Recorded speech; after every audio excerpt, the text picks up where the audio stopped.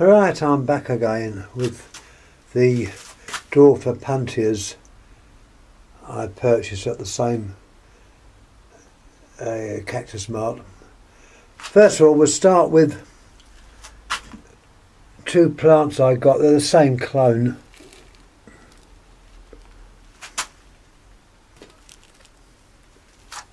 As I say, they're not even in their place where they're going to go in the greenhouses, so it's a case of putting them somewhere to show them off for the purpose of this video. There was two plants at this do. This was by one of the other sellers, of Haworthia longiana. I'll show the name. It's got a number there as well. There we are. Haworthia longiana. So named because of the long leaves. I think that was the reason. It was either that or it was named after Mr. Long, but I think it's possibly to do with the long leaves. Someone will put me right on there. Please excuse the untidiness in here because this is just a quick video showing what I got. And that noise you've just heard is a fan starting up. I turned the air pump off to the pond because that was making a noise, and been replaced by the fan, which is up there. It just provides a nice bit of air around the greenhouse. It's going to be a hot day today. Anyhow, there's two of those. There's the other one, but they're the same clone. They came off of a large plant which was which had been broken up. So I got two longianas. I was surprised it was still there on the because it is quite a choice plant. Anyhow, getting back to the Opuntias. Well, I call them Opuntias, but there's a lot of different names to them. I've left the label there, which has the name. What's the name of this one? Mahaenia opsis boliviana. Obviously from Bolivia. As far as I know, these plants were brought in from the wild, perhaps many years ago, but they were brought in. And the label, there's no data on this. Whenever you get a plant, any data which may be shown on the label, keep, because that adds to the provenance, can I say? If we're talking about antiques, it's called provenance, so I'll probably use the same word for our plants. It just adds to the general interest of the plant and ties it into perhaps a location. I might also go back to the longiana. I think that had a... Yes, I missed out. There's the... I was talking about this longiana, and the back of that label is the provenance or habitat where it came from. So there we are. That's what that is. So always make sure you keep any information like that. Well, I showed the first one, Boliviana. It's all right. It's growing. It needs a repot, which it'll have. These prefer a fairly wide pot because they can tend to spread outwards. As far as I'm concerned, they're Opuntias, but the powers that be have renamed them. Here we have, if it's coming up a moment, it's so bright the light here, I hope I'm pointing in the right direction. I think I am. There's Tephrocarpus.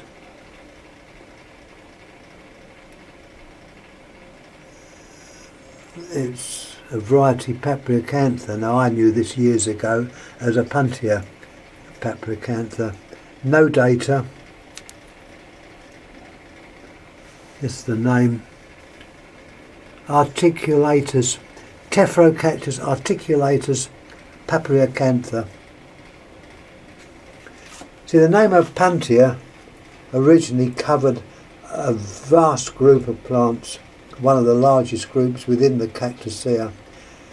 It was named by a Mr.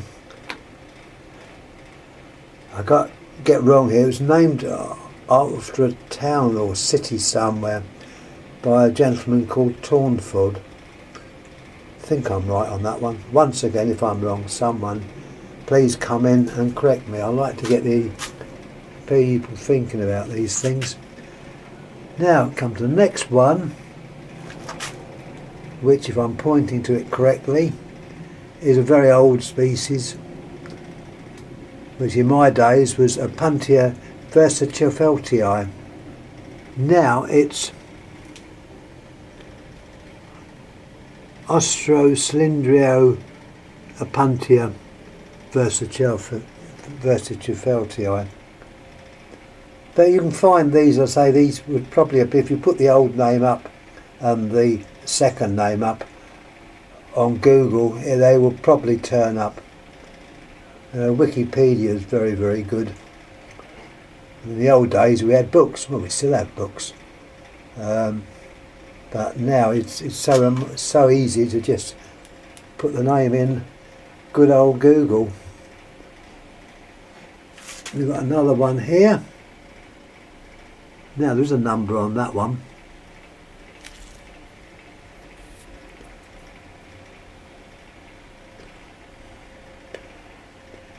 Mahaerniopsis darwinii with a number WG184. I don't know what that number refers to, but we leave it on the label. It could be useful in years to come if this plant is ever mentioned. Anyhow, Mahaerniopsis darwinii. And the last one in this little group that I bought, and I think the name's spelt wrong here, Mahaerniopsis sphaerica. I think it's supposed to be spherica, but anyhow, not to worry. There's the plant, and right at the top you'll notice what is called rudimentary leaves. As so often with these Opuntias or halides, they show very small leaves as the pad develops. They drop off after a while, but what is left is obviously the spines, which are not too bad, but they all contain glochids, and they're very unpleasant things. You touch a plant of this group, the glochids stick in wherever it's touched. So you touch it with your hands, they stick in, and the only way is to remove them with a pair of tweezers, or if your fingernails are okay, you can use those to grip it and pull them out. But it's not recommended. This is one of the drawbacks about these. So if you ever have these plants, put them somewhere where they're not going to be touched and out the way.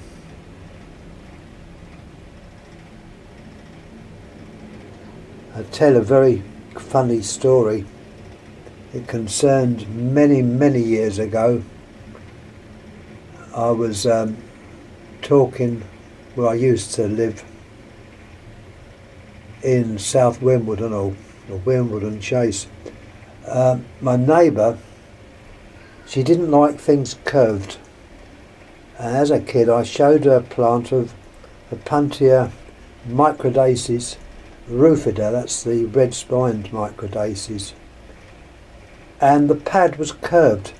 She didn't like curved pads, so what happened, she picked it up and flattened the pad, or tried to flatten the pads on her hands. Of course I did the only decent thing and laughed. Being a kid you would. But the result was she was covered in glochids. So, you know, be very careful. Another way of getting rid of them is to use gaffer tape. It doesn't always work. but place some tape over the part and the skin and rip it off quickly. That sometimes removes the glotchids. If not, you feel these blooming things for days. It's not very pleasant. Anyhow, I'm not going to go on any further. Just to underline the fact that it was a very nice day yesterday and a very enjoyable day. The only moan about the canteen, they didn't have chocolate cake. But what cake they did have was very nice, and it was highly recommended. I don't know why they didn't have a chocolate cake. They had all the other ones. But nevertheless, they did a good job. And I'm only joking about that. So here we are. Just while we're down here, have a quick look before you all go to sleep. My baby's toes. There's a lot of these plants at the do yesterday.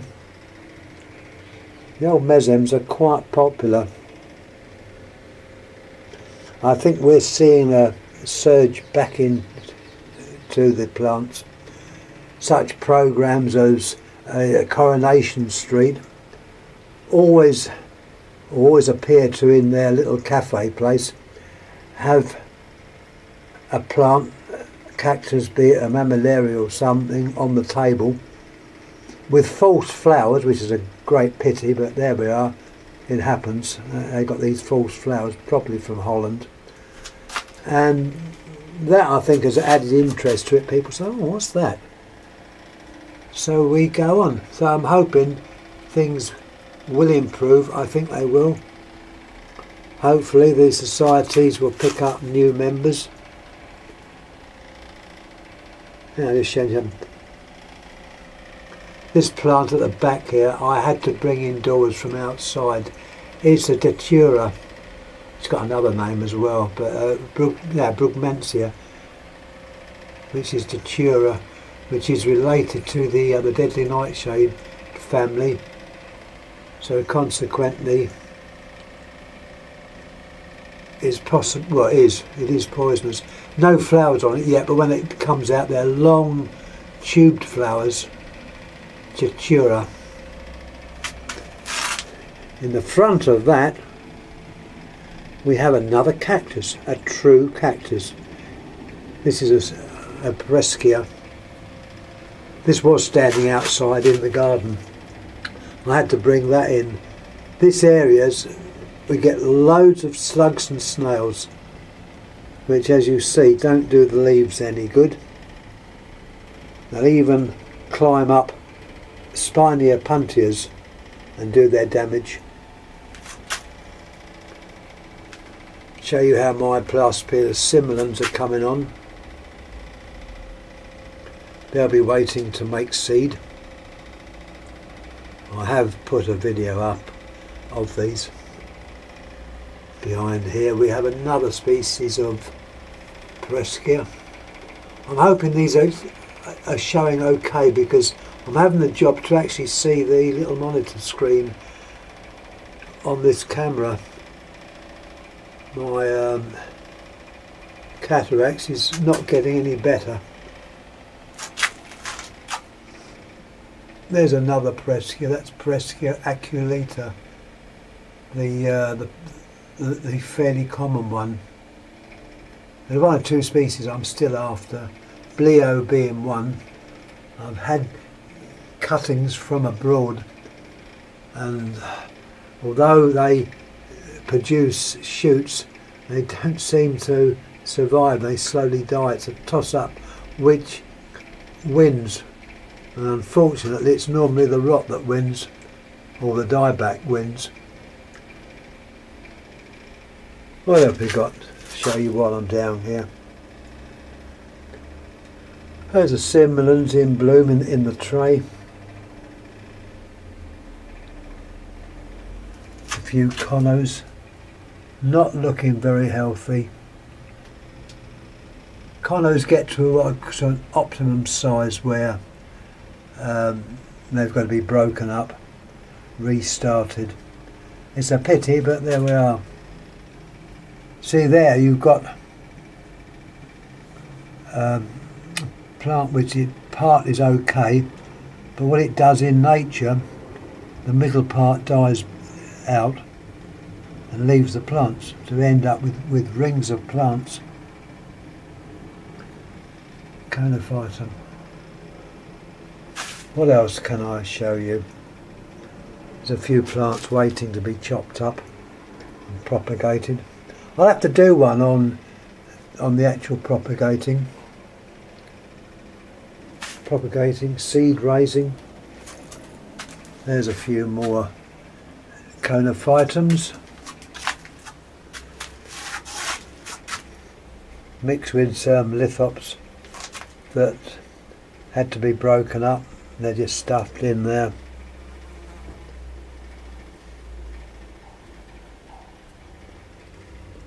No, they're not rooted yet. But that's how you would do it. You take the actual body out, make sure it's clean, and just poke it into the soil, and hopefully a few weeks' time it should have made roots. My red Gymnoclisium ihanovitzii, habitan, something like that, not looking too good. The graft didn't do well. I'm hoping it might survive, but without a decent graft it won't, because there's no chlorophyll. Just noticed some of these are quite nice. Some more conophytums, Eubaeum heathii.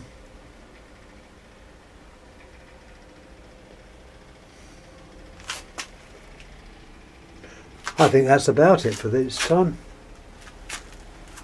There was a little palm there which I thought I lost. It's not a Kentia, but it's slow growing. Palms are things which I find are not easy. There's I mentioned microdaisies.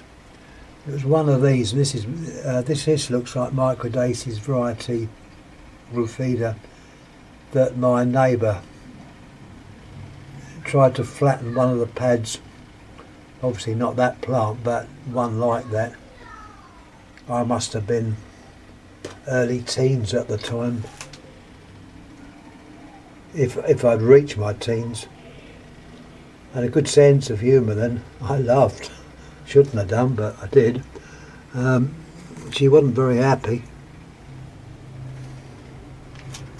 There's compressor, Puntia compressor. That will grow outside.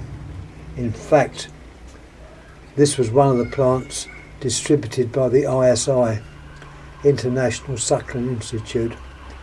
They are based in America, and this plant, as far as I know, grows right up into Canada. It's even in Long Island, New York. A Puntia compressor, and it takes virtually anything. It takes loads of water at the time, so winter time it tends to resist getting water. Well, it gets water, but it doesn't rot.